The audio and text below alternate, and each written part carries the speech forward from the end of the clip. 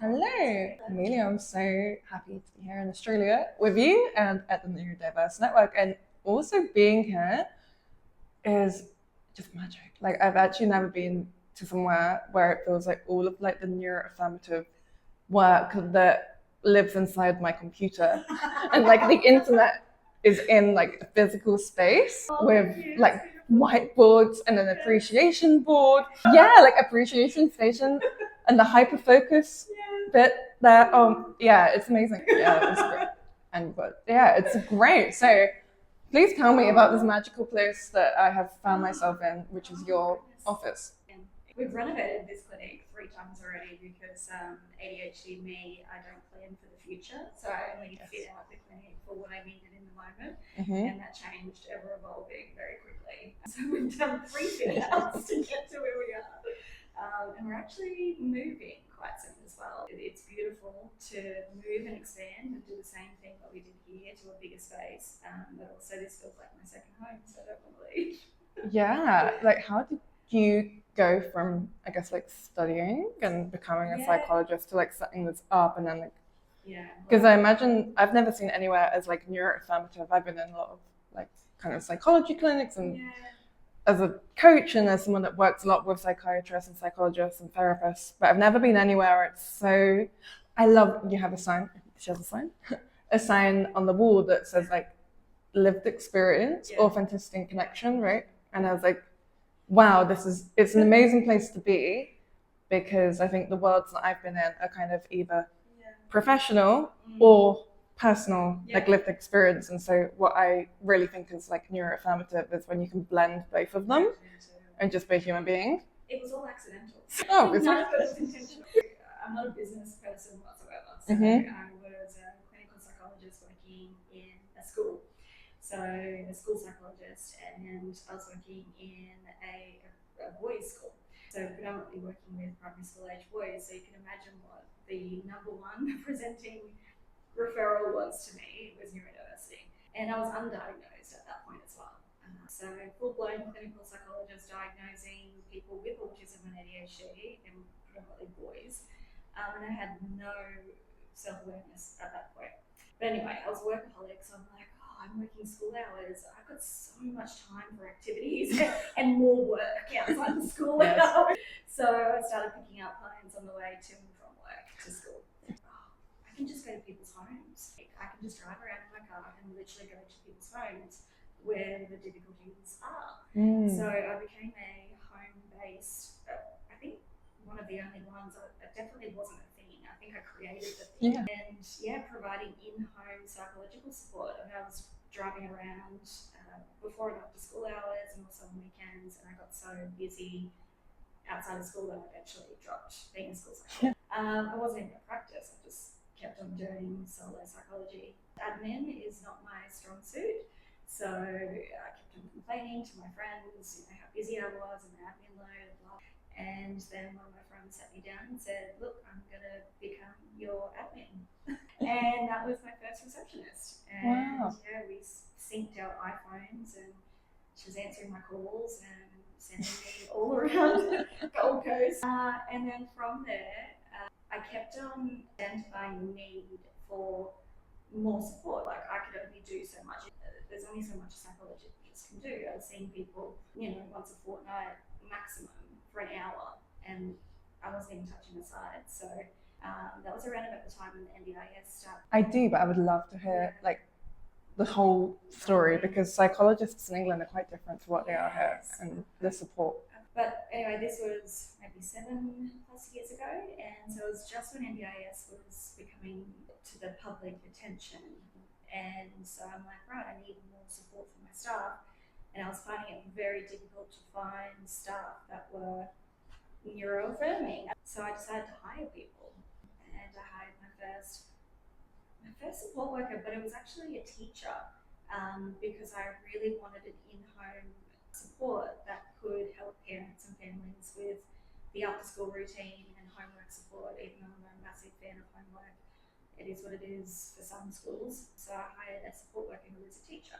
And then I realised, I think I needed someone to help with exercise. So I hired another support worker who was a PT. And then I I needed a speech therapist. I hired a speech in, and I got so busy I needed another psychologist. And then I think I got to about 20 or so staff before I even had a clinic. So I was still doing my Maskell and just still driving around Jesus. It wasn't mundane. It just kept me busy and active. And I never knew where I was going each day. And then essentially we got so big that we couldn't hold staff meetings in my house. I'm autistic myself, and so I'm very particular with the way that my places have, that I am very much affected by the feel. So I just personally designed this space for me, and it's just basically a carbon copy of my house. And it's unintentionally neuro-affirming because it is just how I operate. I have found along the way that neurodiverse people, I don't want to say are the best, but are kind of the best people to work with neurodiverse people because of that lived experience. And I think once I got diagnosed and medicated and understood with ADHD first, and then I understood myself as autistic, really being open about that, I found that clients immediately, the stigma was removed from it. If myself as a clinical psychologist sitting in front of an owner of a business said, hey, I've got those conditions too, so it's not, immediately the barriers come down and they're more open and accepting to it. And not that I overshare, but I do use information from my own experiences to relate and also inform and connect with neurodiverse people. And I think that's what the feedback we kept on getting is, we want to see Amelia because she gets it. And then so, staff hiring, it was almost like now we're targeting hiring. And then just anything that we need to operate in the workspace, our clients benefit from as well. Yeah, I think my journey sounds quite similar to yours in that, I guess the other way around. I was diagnosed with ADHD at the age of 25. I was like, what is that? And the guy was like, you've got really bad ADHD. I was like, fine, give me drugs. He said, we can't just give you drugs. And I was like, okay, well, I'm going on holiday for a couple of weeks, so I'll come back after that. And then I came on holiday and then moved in with a stranger and then did a partner visa in Australia. And then a year later, I went back and I was like, I believe you. Exactly. Anyway, that was like very life-changing for me to have that support when I was able to accept it. But it was from learning about things that were like rejection-sensitive dysphoria that made me be like, oh, that's what I experienced. So I was really lucky because I had that year where someone had like kind of lit the idea in my mind. But then when I was in the depths of the RSD, I was like, maybe I should Google ADHD now. And then kind of came across eventually, but not very much support out there because I stopped drinking alcohol. And so it was really helpful. So then when I had that diagnosis, waiting lists in the UK for assessments are like 7 years long. Yeah, that's literally why I wrote the first book, because I was like, that's not fair. Let me do something about that. I was like, all of those people are on these waiting lists. I was like, just went to the first person on Google and paid thousands of pounds. So it's not that we say like pills don't give skills. And so I kind of just wrote up everything I had learned and then published it and misspelled the title as ADHD. I've just ruined my life. And it was actually having coaching that helped me. And anyway, long story, but I then got all these people that somehow found the book, read it, were like, oh my God, you've described my experiences. I was like, oh. No one was meant to read that. I have responsibility. Now they're asking me for help. Microsoft messaged and they said, this one from Microsoft, she was like, can you come and do a talk? And I was like, yeah, if you want me to. Kind of like just said yes to things and figured it out, and then started doing coaching and trained as like an ADHD coach. But the way that I learned was quite aligned with like traditional coaching styles, which very much did not resonate with me and my experiences, because obviously by the time I'd even started that training, I was coaching like a million people with my coach, obviously. And then having all of these kind of like clients that were presenting in very different ways to how I was being trained. When I was talking to the trainers, they were like, oh no, you just have to say no to those. And I was like, I can't just say no. And I was like, if there's not another solution, then we build it like you with the home. So I kind of like built, basically based off that book, the ADHD book, which had all these exercises in it, because I was working with a lot of teenagers that do not mask. And so when you say to them, what do you want to do? They're like, I don't know. So I kind of made these like frameworks to coach them and taught them bits about like how their brain works. Yeah. Became inundated and then was like, oh, if I take people on, then they're going to have been trained in the same way I was, and then they'll leave. So I was like, I'll make a kind of course and train someone up, and then if I charge for it a lot of money, then if one person does it, then I can hire them.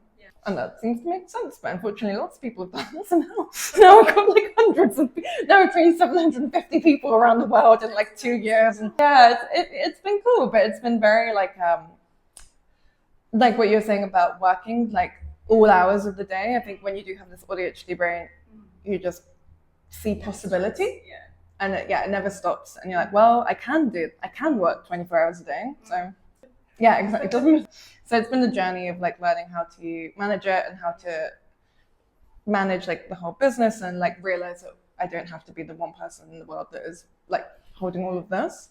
But yeah, I think it's just growing and growing, and then it's been amazing to come over here to Australia and to learn more about it, especially because this whole like, it seems a few years ago I made this kind of neuro-affirmative course there because I was seeing myself with autism and ADHD and how many people, they just don't present in like one box. Like everyone's got such different experiences.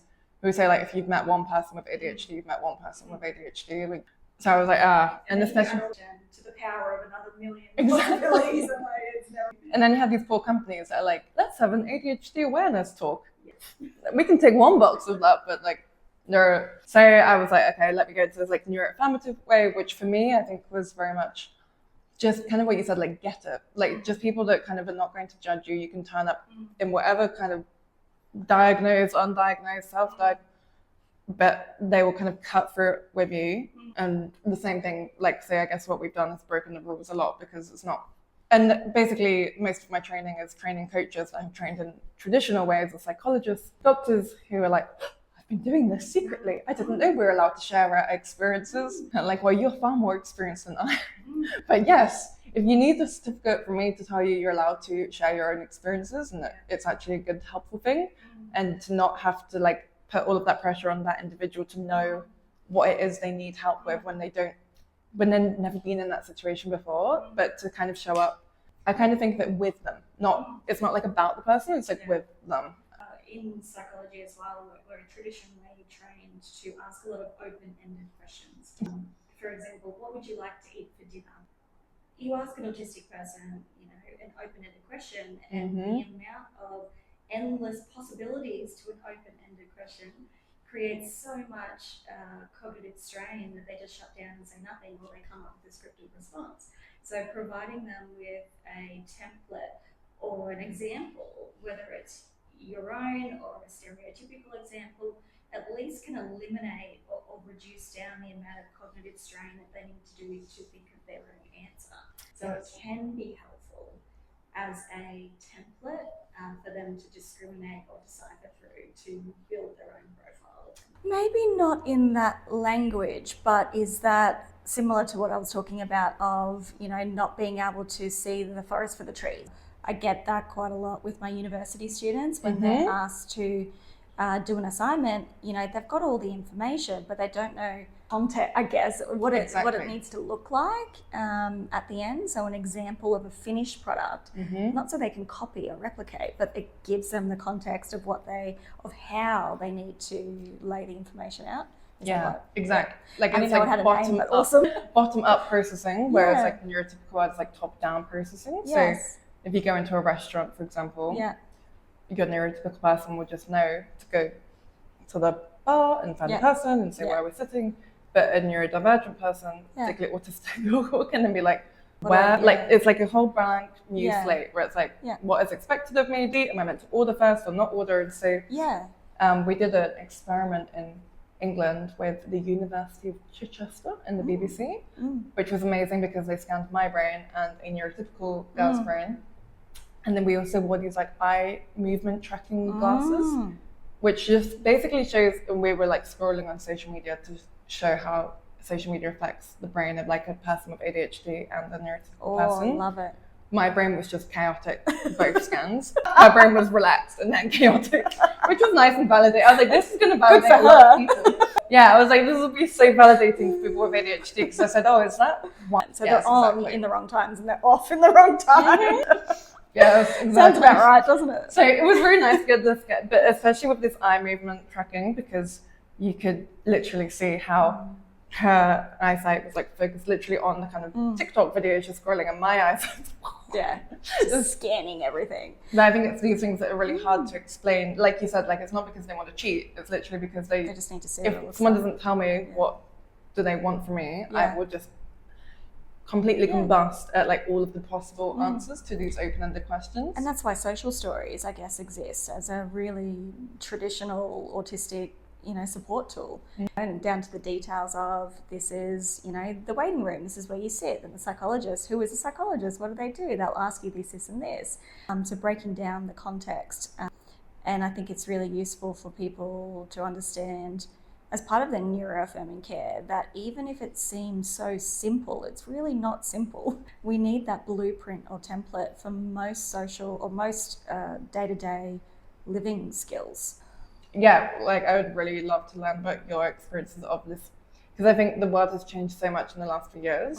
So when we talk about neuro-affirming, like what does that mean?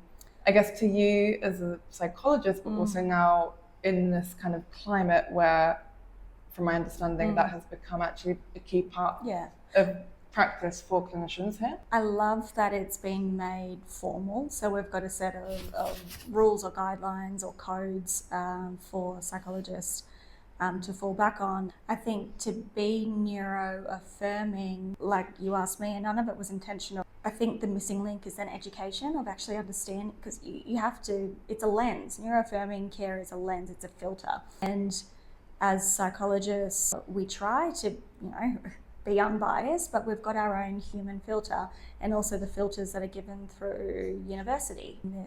And as mental health clinicians, we are biased to see through the lens of a deficit mode, or mental health, mental illness mode. So it's all well and good to say, hey, now you need to see through a new lens, but we need to apply meaning to that lens, I think, which is the next step. And so I supervise Masters of Clinical Psychology students at a local university. So I have a placement student with me all the time.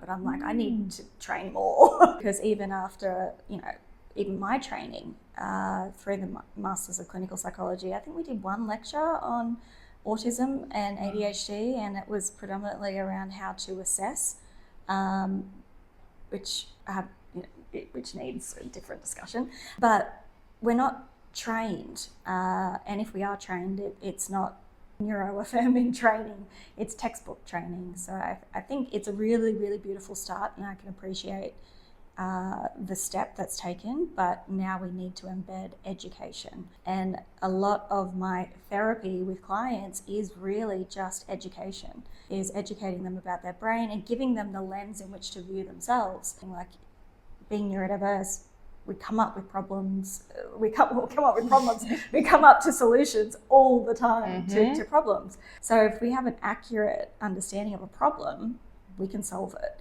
So giving them education so that they can solve their own problems, we can facilitate and help them to solve problems, is really what therapy is, for me anyway, with my clients. So we need to provide that, I think, at the education level, but then also at the individual practitioner level as well. So some, training or, I don't know, something. But especially because, like you say, neuro-affirming, it doesn't mean much, but it's about the context. Yeah, it doesn't mean anything if you don't know what that actually neurodiversity is. Yeah, exactly. And so for me, because I have worked a lot with businesses that like wanting to be neuro-inclusive, and I'm like, well, it's different being neuro-inclusive and forcing people to like attend a talk, or especially if it's not even mandatory. The people that are interested are going to go, and the people that are not interested are not going to go. Exactly. And those people are going to stay in the company, and those people are going to be the ones that result in challenges because they're not interested in learning. So for me, the neuro-affirmative bit is really like, okay, I do genuinely, I'm not going to judge you. Like, when I do training and stuff for coaches, and like just turn up in the ways that work for you. I trust you.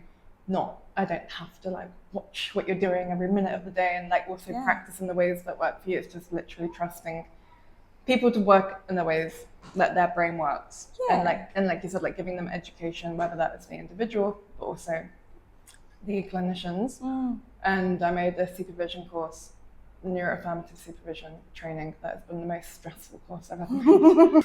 There's so many facets of it, and I think the key thing is that we can do all of this kind of training at the individual level, but like you said, like, you know, you're supervising one student at the university, and their university might give them one lecture that is like relevant to what you're teaching them every day. But all of those other students that don't have that experience here, they're all going to go into the world with their one lecture and be like, oh, so it's not their fault.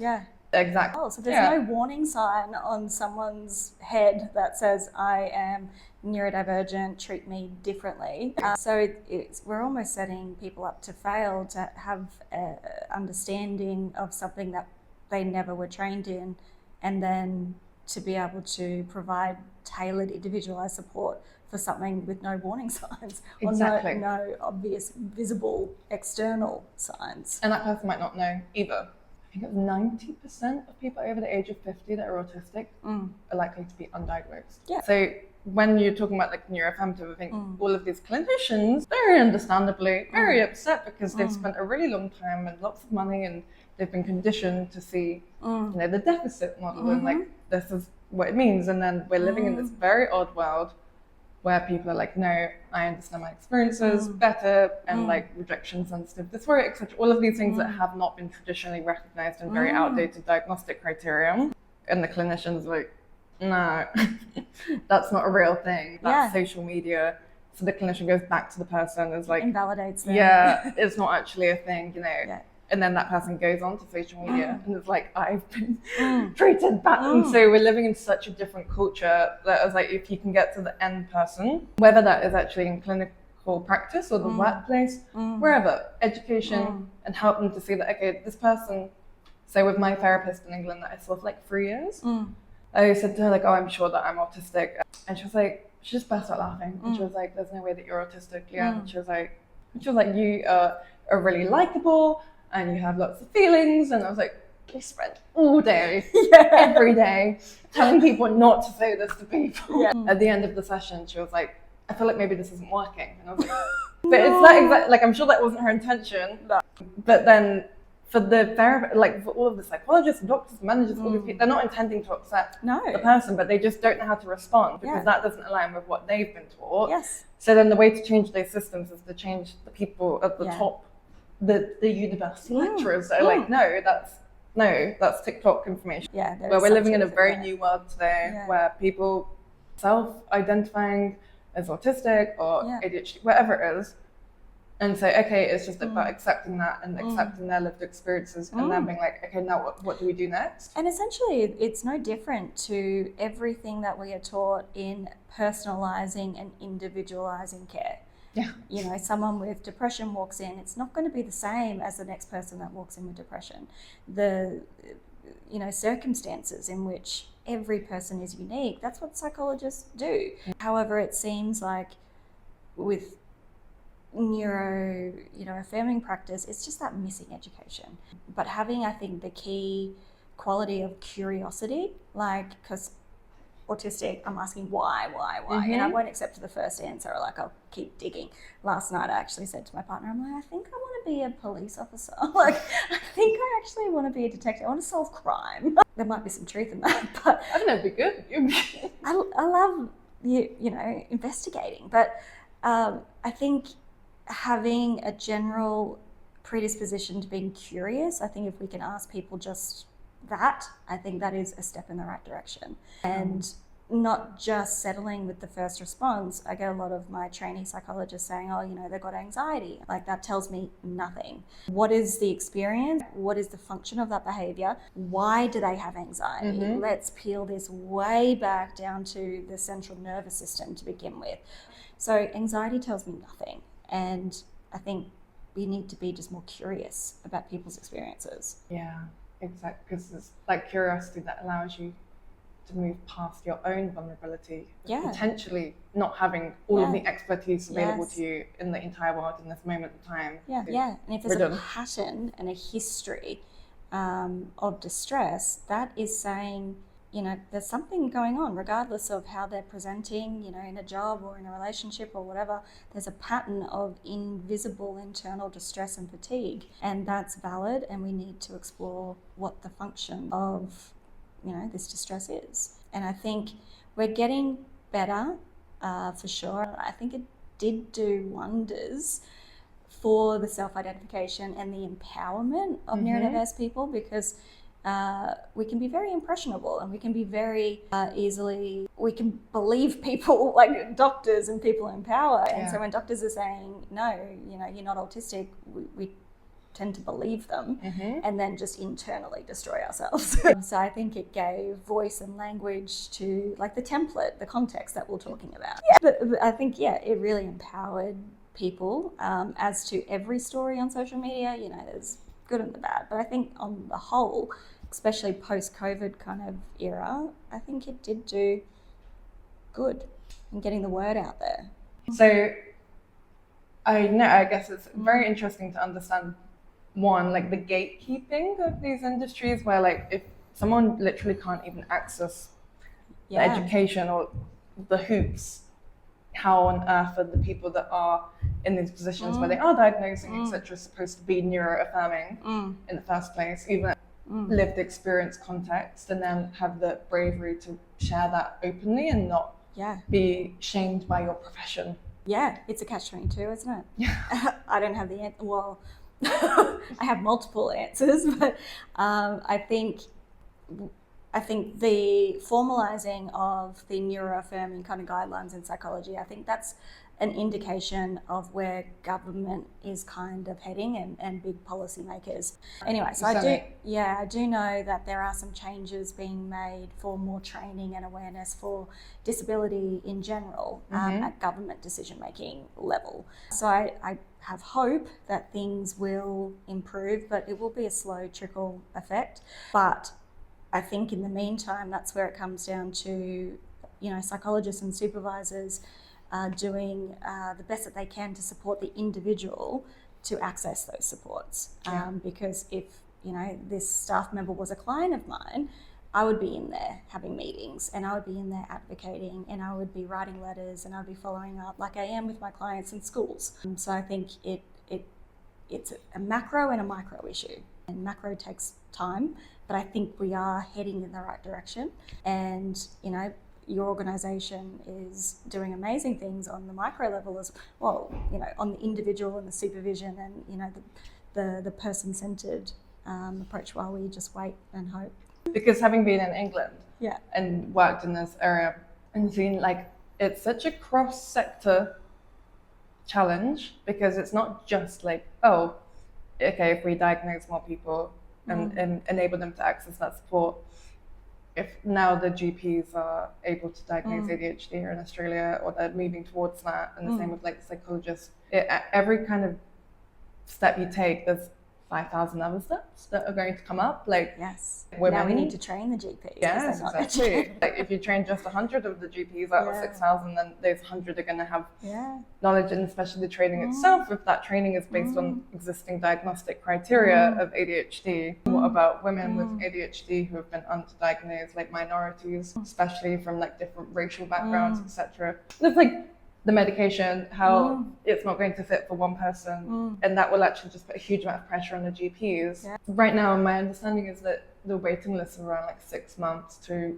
a year for people to access an ADHD assessment. Through a psychiatrist? Yes, through a psychiatrist. Yeah, about right. Because they have to be referred by their GP. But that means that they have to pay no matter what. Whereas in England, like that 7-year list I mentioned, that would be the free route, which is free because you're probably never going to make it out of the end of that list. I don't even think free exists in Australia. As soon as the GPs can diagnose ADHD and you don't have to pay like $1,000, $2,000 to access that support in the first place, they will be inundated by people that want help. Yeah, we've just created another bottleneck. Big bottleneck. And then all of those people that get or a diagnosis, etc., they're all going to be on their own. It reminds me a lot of the work I did with some big companies in England once they got assessments on their insurance policies, because they said, oh, we're going to let people with ADHD and autism have assessments here now. No. What are you going to do when they're diagnosed? It's like, yes, you're going to have... The amount of work that needs to go in to diagnose and assess correctly, that's just the beginning. Exactly. So here, I try really hard to embed into the culture with my psychologist that assessment is not different intervention, and assessment is just the beginning of the rest of their life of understanding. It's so nice to meet you. You're not diagnosing and dumping people. Oh no, and the feedback session is literally the first session of the rest of the intervention. You're giving someone a whole new lens and they don't have context to it yet. So that's when the education and the support and the reframing and then the grief and then basically as a late diagnosed adult, you have to reframe your entire life, every single existence that you've had. And that's a lot of work. And that's a lot of emotions that come with that.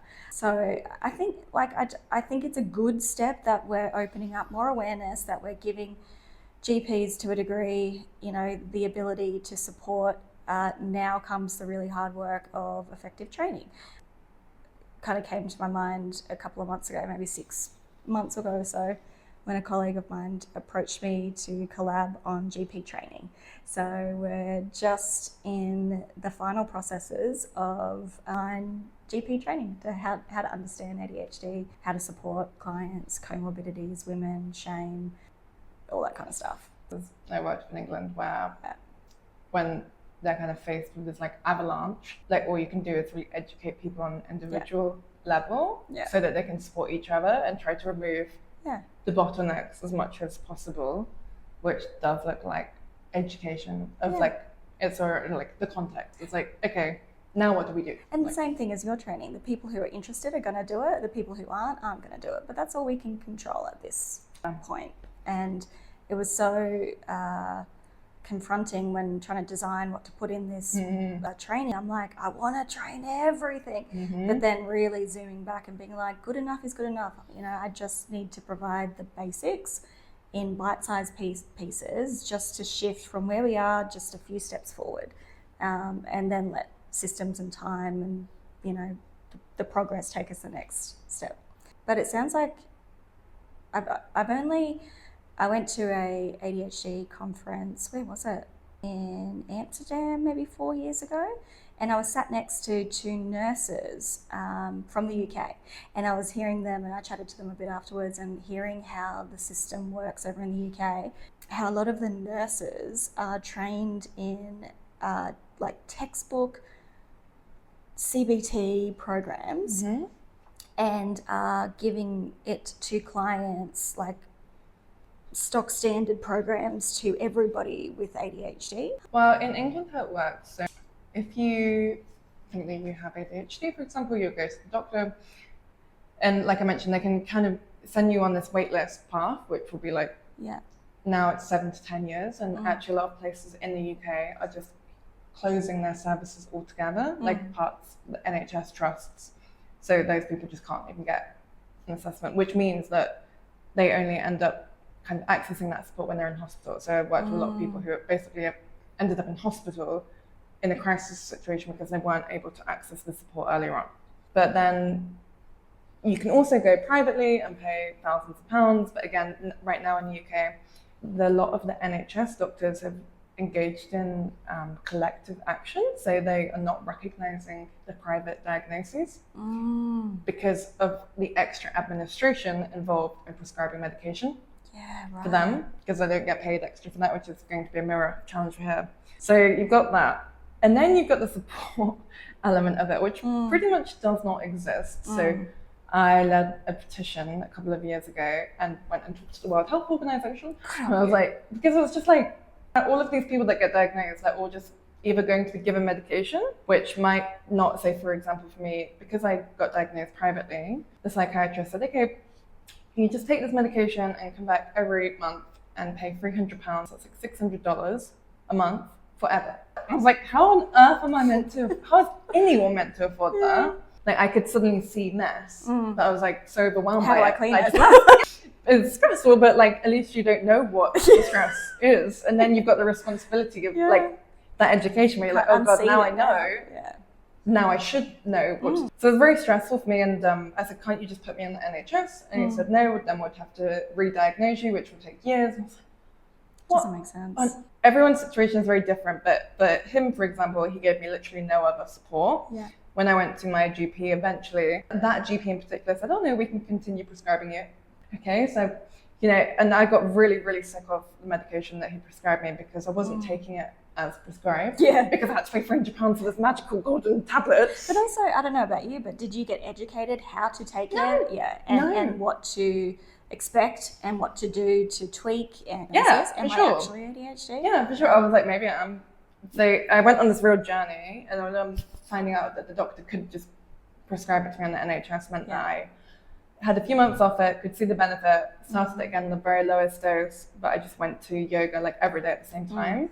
And I gave myself a month, and I was like, okay, I'll see how this goes, and if I'm not like feeling okay after that month, I'll leave. But during that month is when I managed to get like my job in law. Yeah. And like managed to sort out my life and like managed to have relationships and stay in the same place for a month. So I kind of had to coach myself, but no, you're not given like any support. And then if you do get therapy on the NHS, again, they've got their own waiting lists, but they tend to be CBT therapy, as you mentioned, which from nurses, no? A range, not necessarily nurses, but also so therapists in England are not a protected title, just like coaches. I believe psychologists as well, not protected, but it's very different here in Australia because there's all different kinds of people that could support you. But the majority of that support, the reason that they can be anyone is because they're literally just following the template. Oh, it's just my bias, but you need to be a psychologist to deliver CBT because you need to understand CBT in able to deliver it effectively, especially for something like ADHD. It can actually be quite detrimental and very ableist in its pure definition of what it is. CBT is founded on the idea that maladaptive beliefs and cognitions are the stimulus for, you know, feelings and behaviours. So you're really targeting, I know there is the B in CBT, but really the entire theory behind it is the CBT triad, the thinking. So that's making the assumption that ADHD is a maladaptive belief disorder. Exactly. It like doesn't ABA. make sense. Yeah, it doesn't make sense. Yeah, exactly. And that's why so many people are coming to me as an ADHD coach. Because they've all had these experiences with therapists, like I had, where, you know, I remember doing CBT and like arguing back with therapists because I was like, but I know that this is wrong and I know that it's irrational, but also like that's just the way my brain is working. So I've already done all of those exercises on my own brain, and I think the therapists were just like, what? And then told me off a lot because I didn't do the homework in the way that they expected me to. And I was like, I'm never going to do ever again. I was like, oh my God.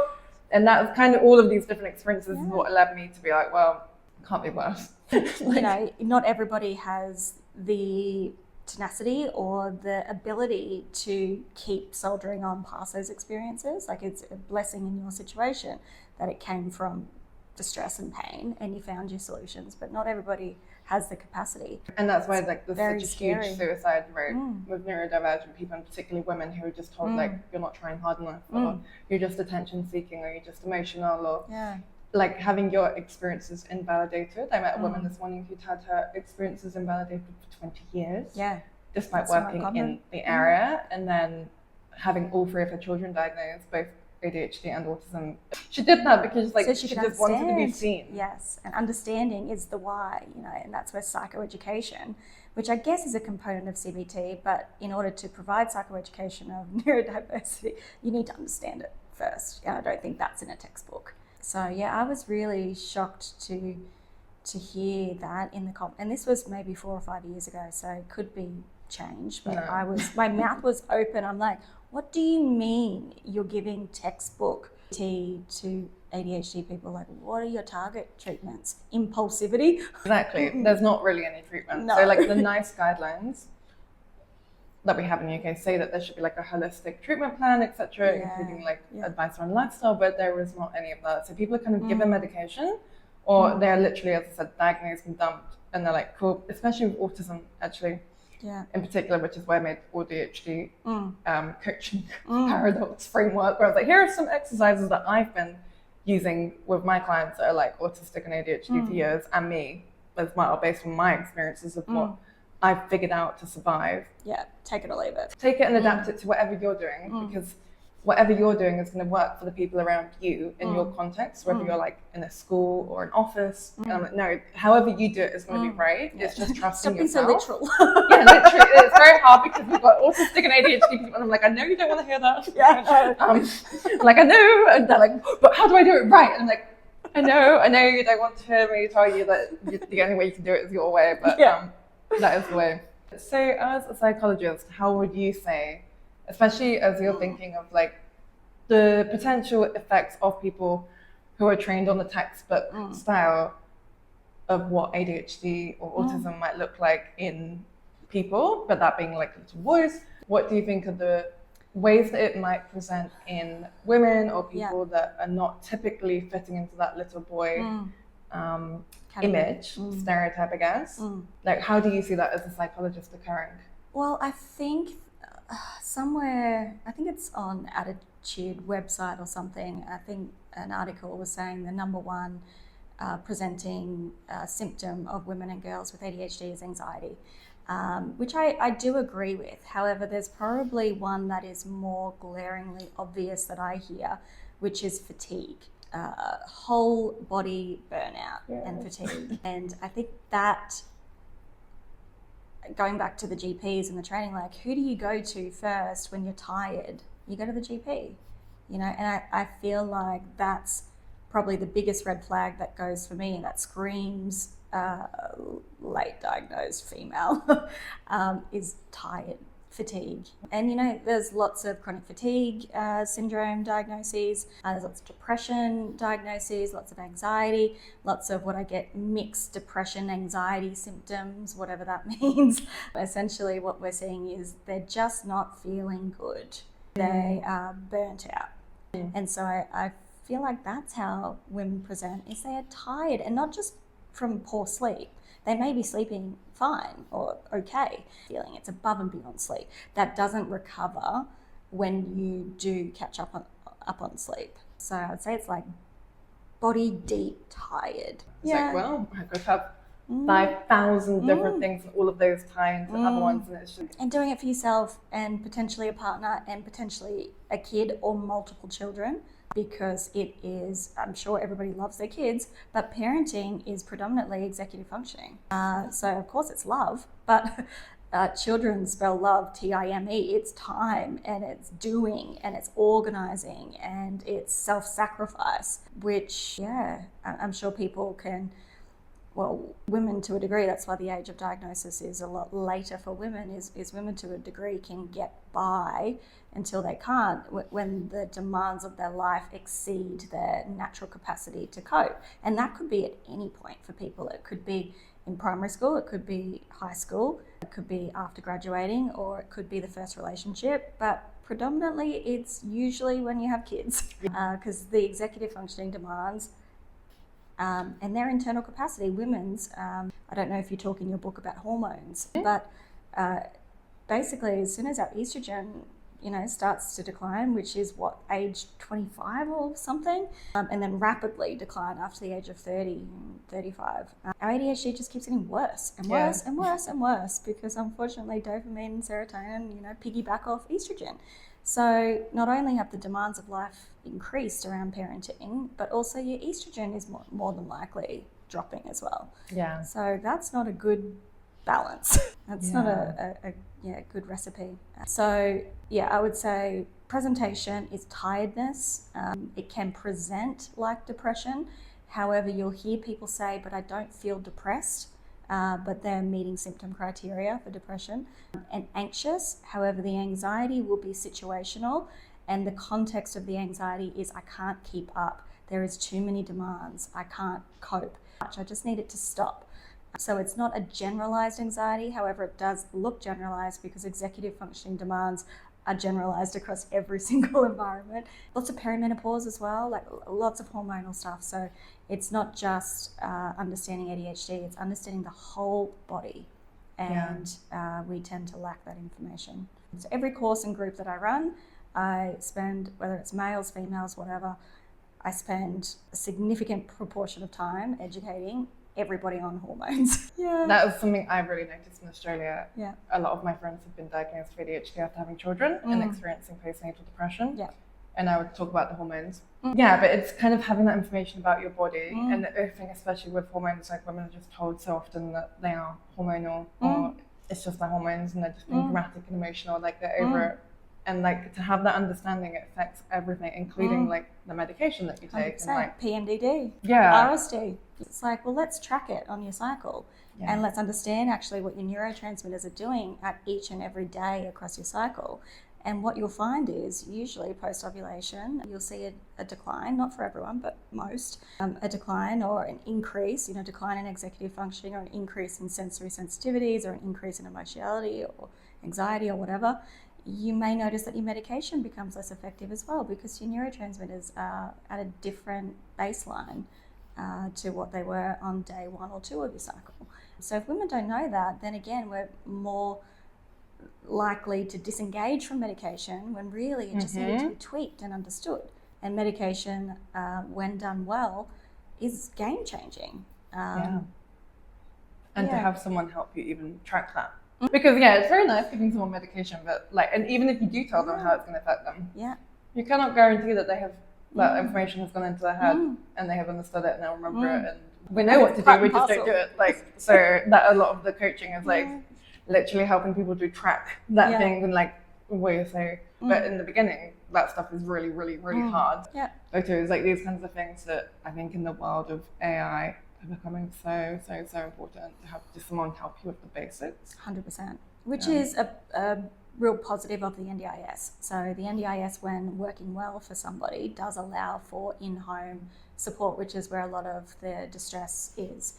And having someone, because it's not a knowing, as you said, we know what to do, we just don't do it. Setting up the systems, I call it ramps and elevators. So building your own ramps and elevators, systems and catch, fail safes, that's ADHD management. And I think Russell Barclay, don't quote me on this, but Russell Barclay's #1 treatment for ADHD was get yourself a PA. And I 100% but then you have to, hands down. I agree. I hope that answered your question. But it was honestly such a joy to talk to you and Affirming Care to kind of demystify it a bit. And so people need to understand the why. And so I think we're getting there, but we just need to back these labels and policies and frameworks with context. It's just an ethical compliance framework in England for like people that are working with ADHD or ADHD in particular. But do you have anything like that, like a kind of formal policies for people? Well, that's what they've just embedded into APRA. So they're making it a formal recognition that you have to be neuro-affirming, but as to what that looks like, I think is left up to interpretation. Same as the GPs, they've been given prescribing rights, but where's the training? And the training, which will train 100, I believe, GPs out of 6,000 on ADHD diagnosis. So it's basically involving like 20. It's the one in New South Wales is starting next month. Right, okay, But it's like basically 20 hours of videos and then case discussions. But again, it's kind of like all the things we're saying, which is like, okay, if that training is and also 20 hours. It's been lovely to meet you and chat with you. And as you can tell, we could probably chat for a lot longer. But I'm excited to keep in touch with you. You're going to do some exciting things. I'm very, very, very happy to have met you and come to a magical neuro.